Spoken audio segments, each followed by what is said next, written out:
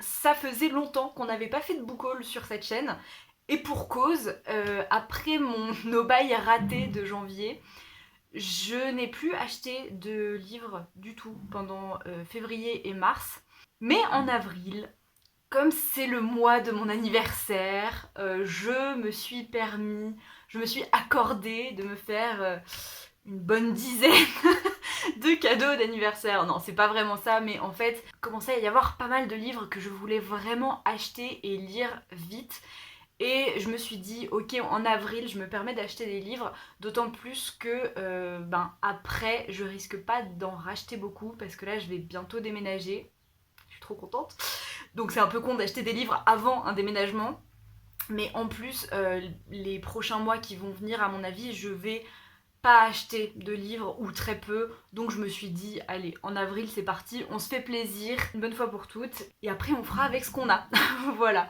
Mais du coup ouais, j'ai acheté pas mal de livres et j'ai commencé par faire une commande au début du mois parce qu'il y a un livre que je voulais vraiment avoir pour le mois de mai. Parce que la semaine dernière, du coup, je suis partie en Norvège, c'était trop bien. Et pour mon petit voyage, je voulais une lecture norvégienne. Et vous vous rappelez peut-être, mais je vous avais demandé sur Instagram si vous aviez des livres norvégiens à me recommander. Et en fait, toutes les personnes qui m'ont répondu m'ont recommandé les livres de Anne B. Ragd. Et du coup, je suis allée voir un petit peu ce qu'elle faisait et effectivement, ça a l'air bien, mais c'était absolument pas ce que je cherchais parce que c'est plutôt genre des sagas familiales. Et vraiment, ça a l'air bien, mais c'était pas du tout ce que j'avais envie de lire. Du coup, je me suis renseignée de mon côté et j'ai fini par porter mon choix sur Le Palais de Glace de Tarjei Vesaas. Je sais absolument pas comment ça se prononce, c'est terrible.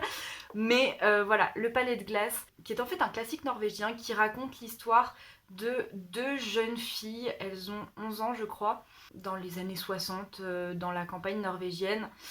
Deux jeunes filles dont tous les opposent en fait. Il y en a une, elle est très renfermée, personne à l'école ne connaît rien sur elle, elle joue pas avec les autres et tout, alors que l'autre c'est plutôt la meneuse du groupe et tout, elle est très extravertie, mais elles ont une fascination l'une pour l'autre qui est pas vraiment exprimée jusqu'au jour où donc l'une des deux, donc c'est Un et Sis, donc Un va proposer à Sis de venir chez elle un soir pour faire connaissance quoi, parce qu'il y a vraiment quelque chose entre elles. Ce soir-là, il va se passer quelque chose que je peux pas vraiment décrire, il faut vraiment le lire pour comprendre, et même quand on le lit c'est un peu compliqué à comprendre, mais voilà, il va se passer quelque chose et le lendemain Un va disparaître.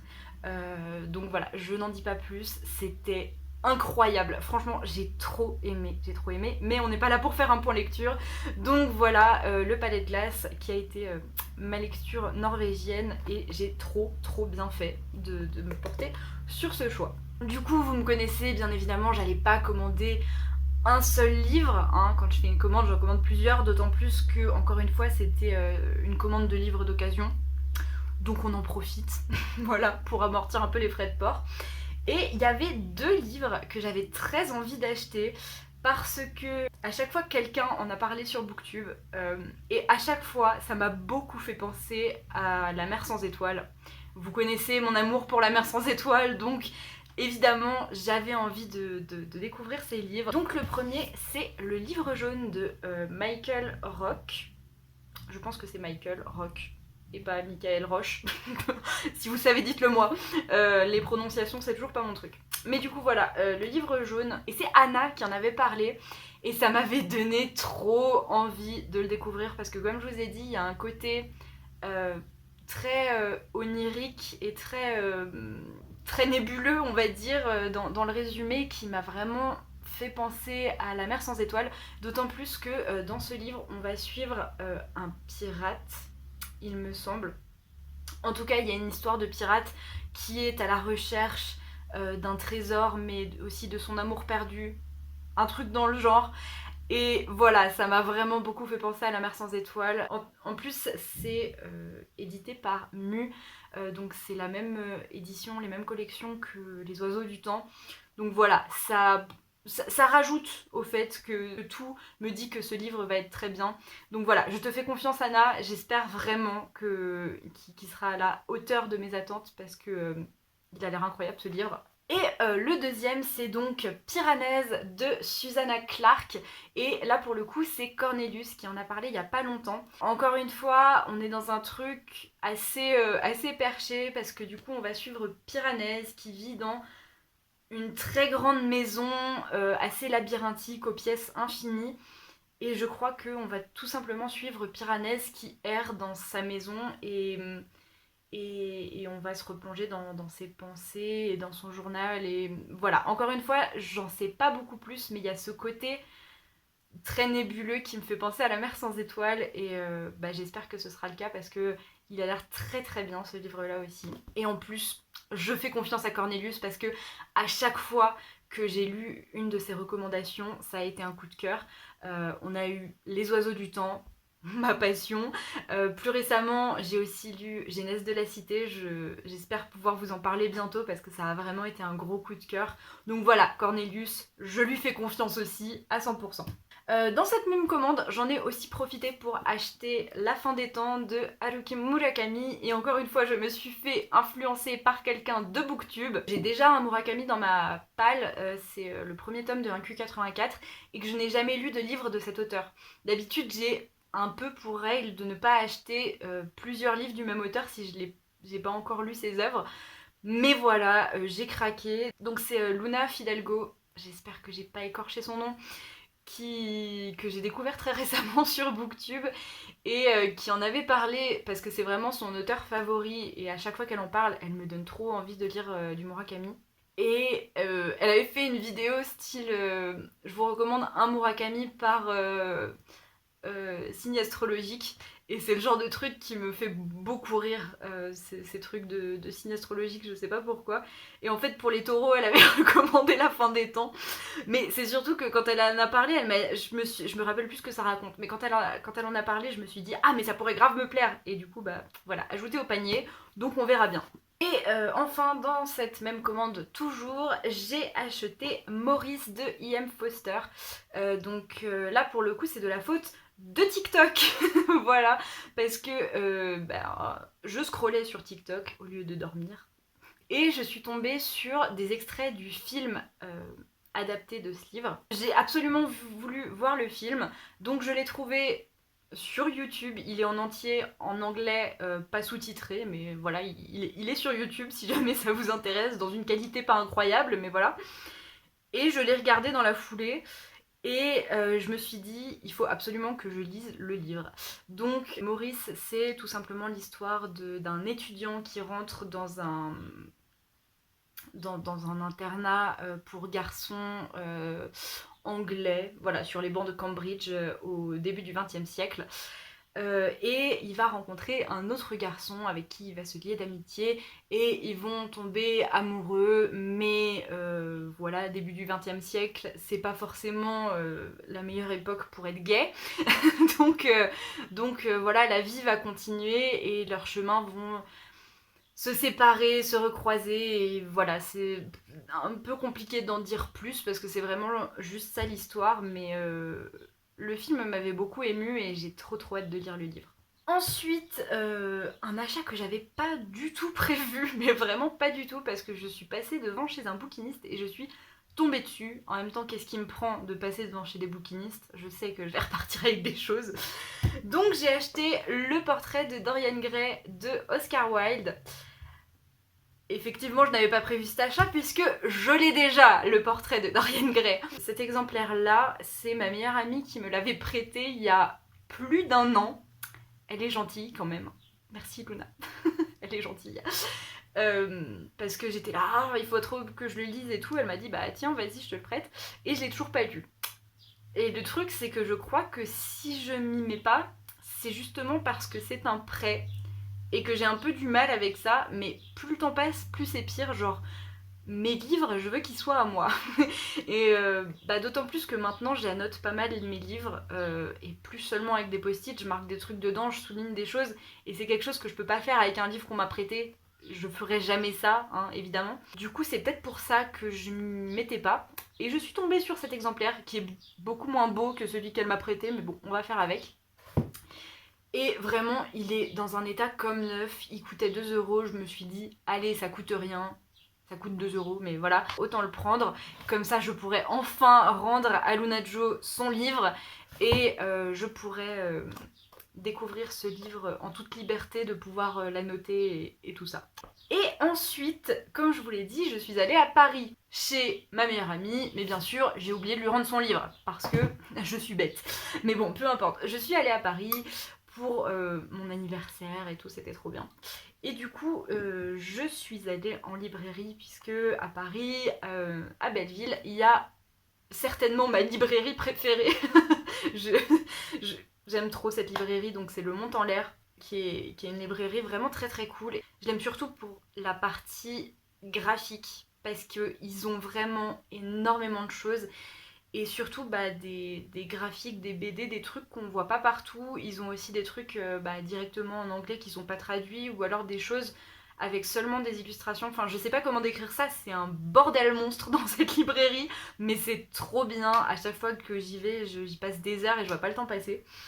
Et du coup, j'y suis allée, forcément, j'y ai fait un saut. Et je suis tombée sur plusieurs BD d'une autrice que j'aime beaucoup, qui est Tarmaz, qui est BDiste, mais qui est aussi tatoueuse et que je suis depuis très longtemps. Et je m'étais toujours dit que je voulais grave lire ses BD. Et je suis trop contente d'être tombée dessus du coup. J'ai pris Voyage en République du Crabe. Je l'ai déjà lu du coup, parce que c'est une petite BD, voilà, ça m'a fait mon trajet du retour dans le train. C'est trop bien, voilà, j'aime trop Tarmaz. Après, il faut vraiment aimer son style d'illustration parce que c'est assez spécial. Je pense que soit on adore, soit on déteste. C'est assez déstructuré, assez géométrique. Et elle a vraiment un style et un univers bien à elle. Moi, franchement, j'adore. En plus, comme vous voyez, c'est tout en nuances de gris et jaune. Et j'aime trop. Donc Voyage en République du Crabe, ça raconte tout simplement l'histoire de Maya qui elle a un métier un peu spécial, c'est-à-dire qu'elle est livreuse de colis, mais c'est pas genre le livreur UPS avec sa, avec sa camionnette et ses 150 cartons dans son coffre. C'est une livreuse de colis très spécifique, donc elle livre que un colis à la fois et c'est toujours des trucs un peu spéciaux. Les gens payent parfois très cher parce que c'est livré en une semaine maximum. Et c'est souvent des trucs un peu fragiles ou... Enfin voilà. Un jour, elle reçoit une mission de son entreprise pour livrer un colis en République du Crabe, qui est un pays insulaire. Non, c'est pas ça qu'on dit. Bref, c'est sur une île.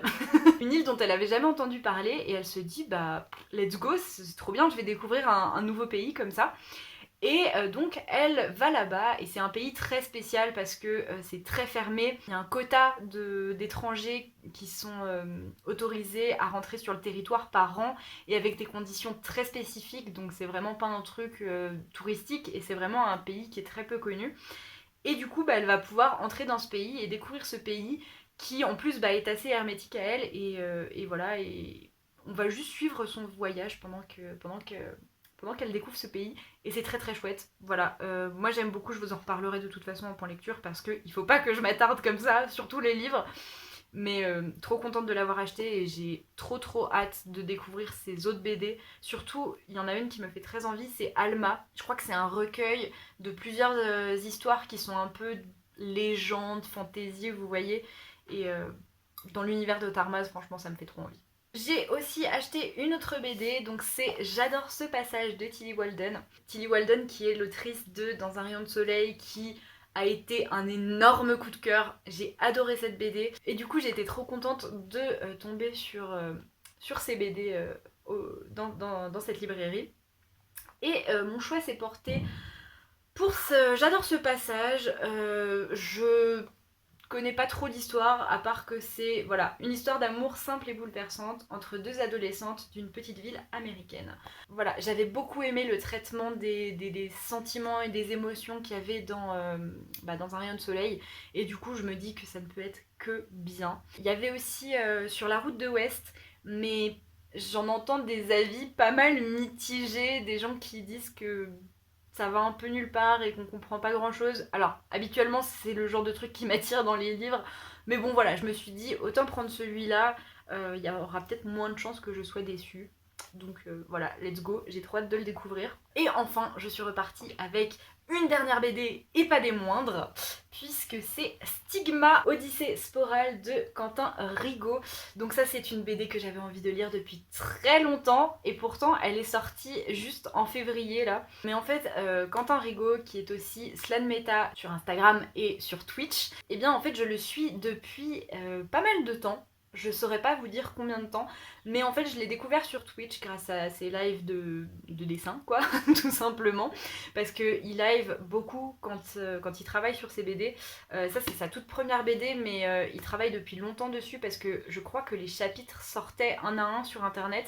Quand j'ai découvert sa chaîne Twitch et son univers et ses dessins et tout, je suis tombée déjà tout de suite amoureuse de son style et j'aime vraiment beaucoup ses dessins et son univers avait vraiment l'air fou.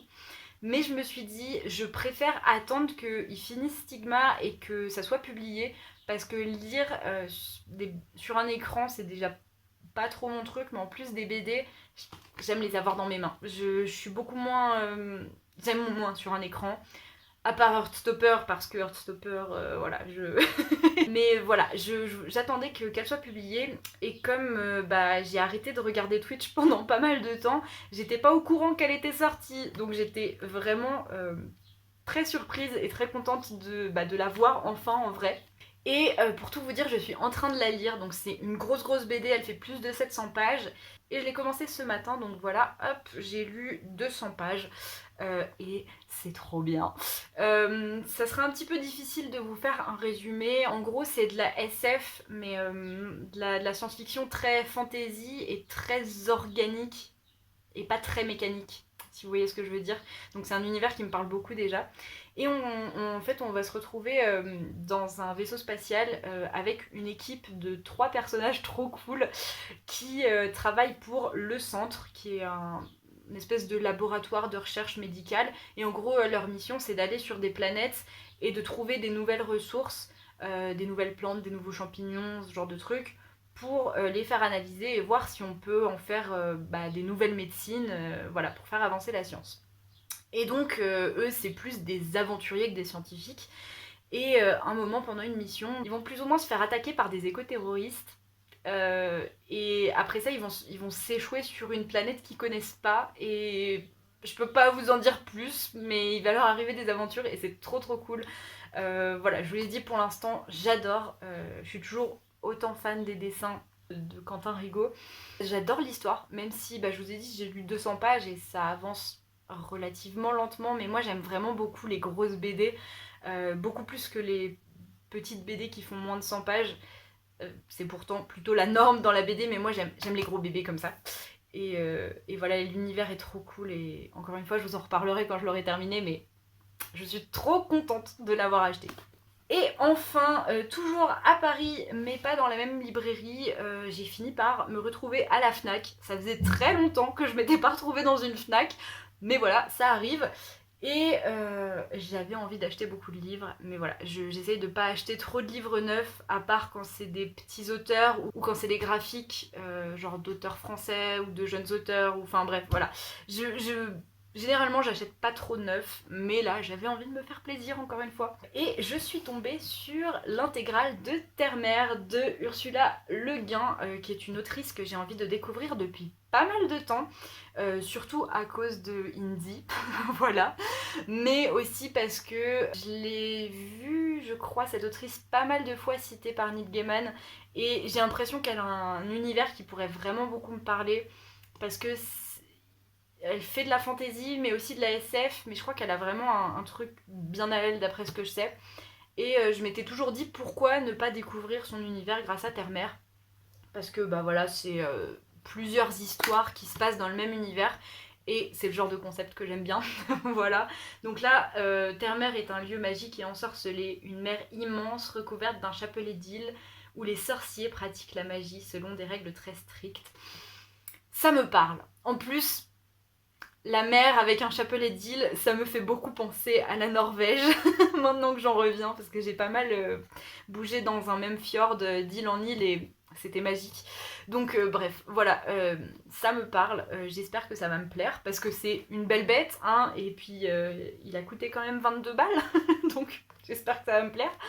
Mais voilà, j'ai très hâte de découvrir cette autrice. Et d'ailleurs, Terre-Mère, c'est l'œuvre qui a inspiré Terre-Mère, le film de Miyazaki, que j'ai vu une fois il y a très longtemps et dont je me rappelle presque rien, mais ça me fera peut-être l'occasion de le revoir une fois que j'aurai lu tout ça. Et voilà, c'en est fini de ce gros book haul. Donc ouais, ça fait quand même... C'est pas mal, c'est pas mal. Là, je suis tranquille pour un bon moment, puis comme je vous l'ai dit, de toute façon, je vais certainement plus racheter de livres avant un bon moment. Donc voilà, en plus, pour la plupart, c'est des livres que je voulais acheter depuis pas mal de temps, et je suis trop contente de mes achats. J'aime trop faire les book hauls parce que ça me permet d'être encore plus contente de mes achats. Ce que tu dis n'a aucun sens. Voilà, c'est bizarre, mais c'est comme ça. Bref, si jamais vous avez lu certains de ces livres, n'hésitez pas à me dire ce que vous en avez pensé. Je serais ravie de discuter de tout ça avec vous dans les commentaires, comme d'habitude. Et en attendant la prochaine vidéo, je vous souhaite de très belles lectures. Bye!